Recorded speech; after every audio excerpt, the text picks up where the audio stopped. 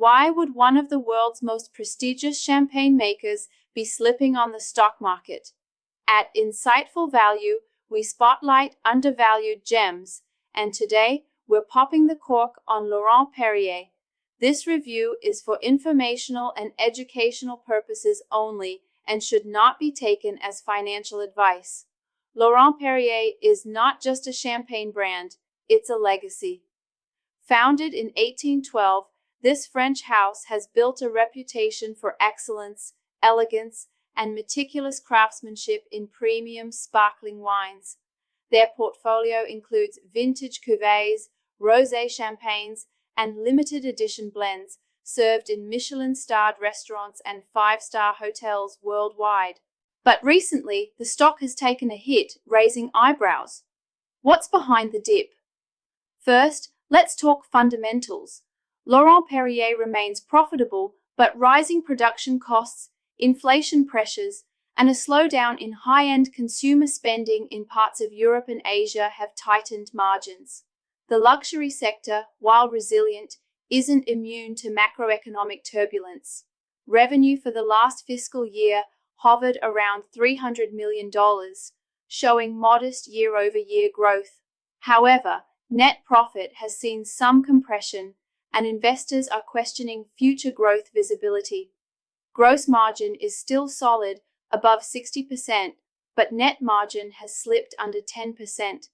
In a market that demands growth, even slight stumbles can trigger a sell-off.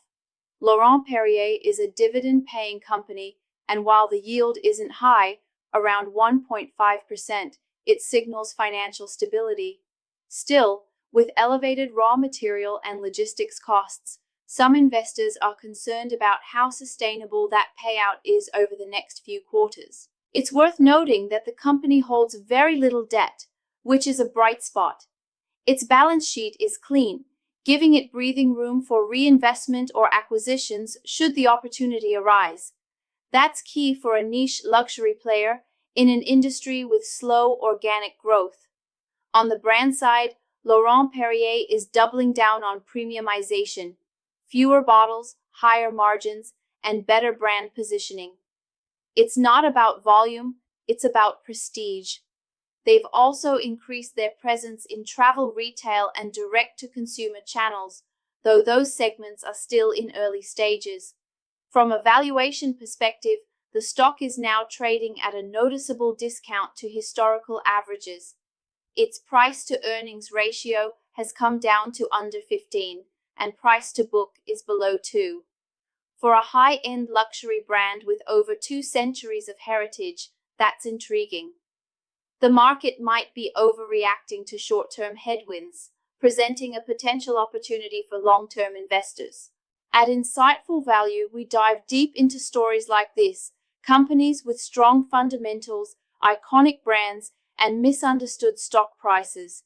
We strip away the noise and break down the data into something you can actually use.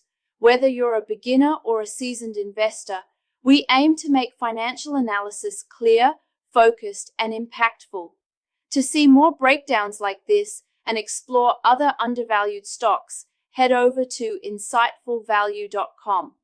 If you found this video helpful, hit that subscribe button and check out InsightfulValue.com for more deep dive content.